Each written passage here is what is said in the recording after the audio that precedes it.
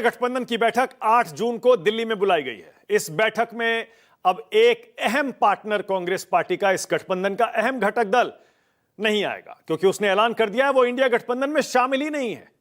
India गठबंधन एक बार फिर से औपचारिक तौर पर आज टूट गया। इसका ऐलान खुद डीएमके के नेताओं ने कर दिया। यानी अब डीएमके इंडिया गठबंधन का हिस्सा औपचारिक तौर पर नहीं है। ऐसे में दिल्ली में इंडिया गठबंधन की जो बैठक 8 जून को होने वाली है, उसमें कौन कौन आएगा, कौन कौन नहीं, एक बड़ा सवाल जो आज न सिर्फ कांग्रेस पार्टी बल्कि पूरे इंडिया गठबंधन के दलों के नेताओं के सामने खड़ा हुआ है।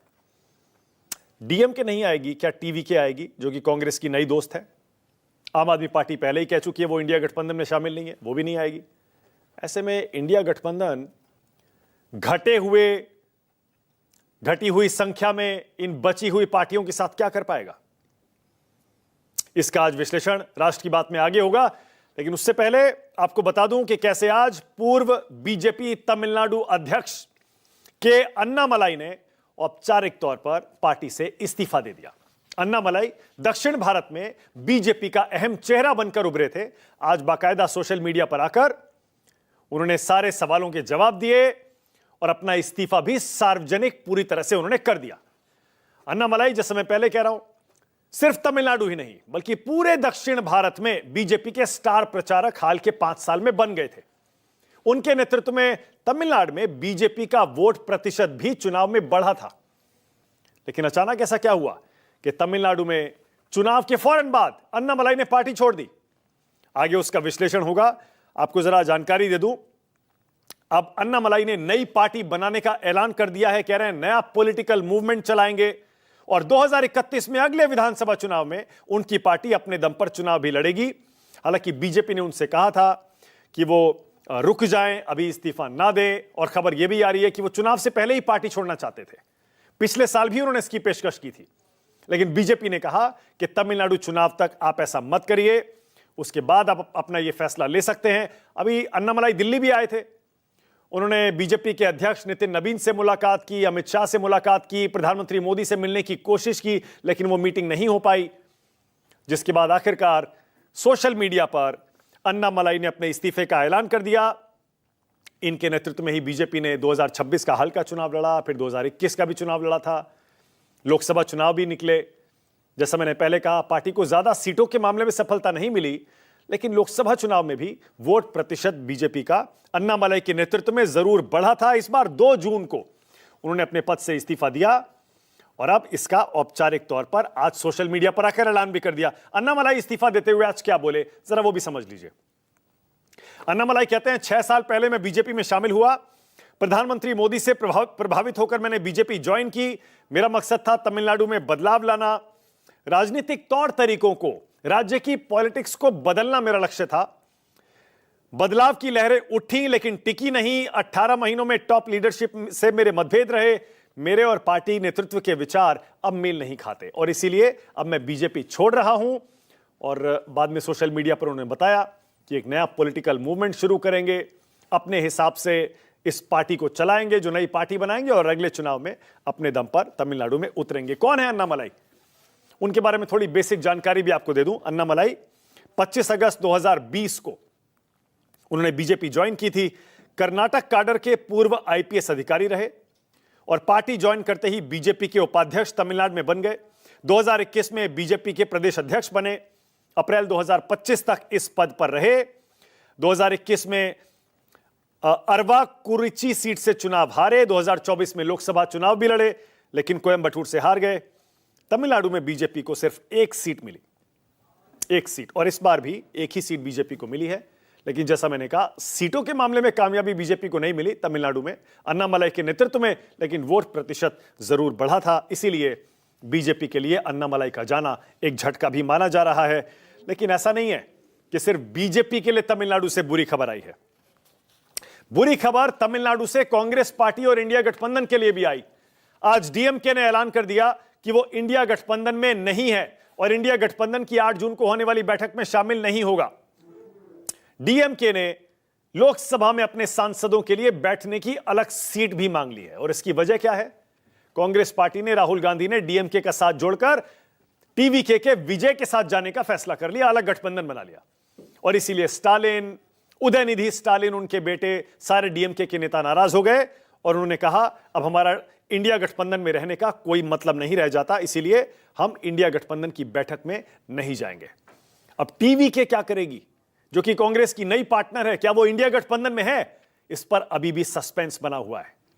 अभी तो यह भी नहीं पता कि उनको इंडिया गठबंधन में इस मीटिंग में आने का न्योता भी दिया गया है या फिर नहीं दिया गया है। लेकिन डीएमके ने अपने बयान में आज क्या कहा, जरा जान लीजिए, दिलचस्प है। डीएमके के कई प्रवक्ता और नेता आज मीडिया में बयान दे रहे हैं, कह रहे हैं हम ऐसी बैठक से दूर रहेंगे जिसमें कांग्रेस शामिल हो। कांग्रेस ने हमारे साथ विश्वासघात किया है, कांग्रेस ने हमारी पीठ में छुरा घोंपा है, हमारे सभी कार्यकर्ता बहुत ज्यादा नाराज हैं। कार्यकर्ताओं की भावनाओं के सम्मान में हमने यह फैसला किया है, हम बैठक में नहीं जाएंगे, लेकिन राष्ट्रहित के जो मुद्दे इस बैठक में उठाए जाएंगे, हम इन मुद्दों को आगे बढ़ाते रहेंगे। दरअसल हमने कार्यकर्ताओं की भावनाओं के सम्मान में यह फैसला किया है। कांग्रेस ने कहा कि वो टीवीके के साथ जा रही है, इसका मतलब वो हमारे साथ नहीं है। कांग्रेस ने कहा है कि वो डीएमके से अलग हो रही है। ऐसे में हम इंडिया ब्लॉक में कैसे रह सकते हैं? उनके 5 विधायक हैं जो हमारे गठबंधन में जीते थे, हमने उन्हें एक राज्यसभा की सीट भी दी, उन्होंने हमारे नेता को धन्यवाद भी नहीं किया। डीएमके के नेता क्या कह रहे हैं, जरा आप भी सुनिए। We wanted to stay away from a meeting where Congress is participating. Congress betrayed us. They backstabbed us. They took the seats, won in our alliance, and went and supported TVK without as much batting an eyelid. So the cadets are all very upset. They're all angry. So respecting their views, the leadership has taken a call that we will not participate in the India Alliance meeting where Congress is a part. तो 8 जून को India गठबंधन की बैठक दिल्ली में होनी है और 8 जून को ही 27 सीटों के लिए राज्यसभा का चुनाव भी होना है। कांग्रेस और बीजेपी ने अपने अपने उम्मीदवारों का ऐलान भी कर दिया है। इसमें भी कुछ दिलचस्प जानकारियां हैं, जल्दी से आपको बता देता हूं। पहले बीजेपी के राज्यसभा चुनाव के लिए जो प्रत्याशी अनाउंस हुए हैं उनकी लिस्ट देख लीजिए। अरुणाचल प्रदेश से ताई तगाक, राजूभाई शुक्ला गुजरात, मुकेश भाई राठवा गुजरात, फिर उसके बाद मान सिंह परमार गुजरात, जितेंद्र मेघजी भाई गुजरात, तरुण चुग मध्य प्रदेश, तरुण चुग, और रजनीश अग्रवाल मध्य प्रदेश, ए शारदा देवी मणिपुर और अलका गुर्जर राजस्थान। राजस्थान से ही सतीश पूनिया और देवाशीष सामंतराय जो बीजेडी से आए हैं, उन्हें ओडिशा से उपचुनाव में उम्मीदवार बनाया गया है। कांग्रेस की लिस्ट भी देख लीजिए जल्दी से। पवन खेड़ा की तपस्या आखिरकार काम आ गई। कांग्रेस ने जो राज्यसभा प्रत्याशी अनाउंस किए उसमें मल्लिकार्जुन खड़गे हैं कर्नाटक से, पवन खेड़ा कर्नाटक से, मंसूर अली खान कर्नाटक से, मीनाक्षी नटराजन मध्य प्रदेश से, फिर नीरज डांगी राजस्थान से, प्रवीण चक्रवर्ती तमिलनाडु से और प्रणव झा झारखंड से। जिन 27 सीटों पर चुनाव और उपचुनाव हो रहा है राजस्थान में राज्यसभा का, वो फिलहाल उसका गणित क्या है जरा ये भी देख लीजिए। 18 सीटें उनमें से फिलहाल एनडीए के पास हैं, 5 कांग्रेस के पास हैं, 3 वाईएसआरसीपी के पास हैं और 1 बीजेडी के पास है। अब जब ये चुनाव हो जाएंगे तब देखना दिलचस्प होगा कि इसमें एनडीए की ताकत बढ़ती है या फिर घटती है। वैसे आपको राज्यसभा का कुल गणित भी बता दूं, क्योंकि एनडीए यहां पर 2/3 बहुमत की तरफ नजर गड़ाए बैठा है। फिलहाल 242 सीटें राज्यसभा में भरी हुई हैं, 3 सीटें खाली हैं। एनडीए के पास 147 सीटें और बीजेपी के पास अकेले 113। राज्यसभा में इंडिया गठबंधन के पास 78 सीटें हैं, अदर्स के पास 17 सीटें हैं, कांग्रेस के पास 29 हैं, टीएमसी के पास 13, डीएमके 8, जो कि अब पता नहीं इंडिया गठबंधन में है या नहीं, शायद नहीं है, और समाजवादी पार्टी के पास 4।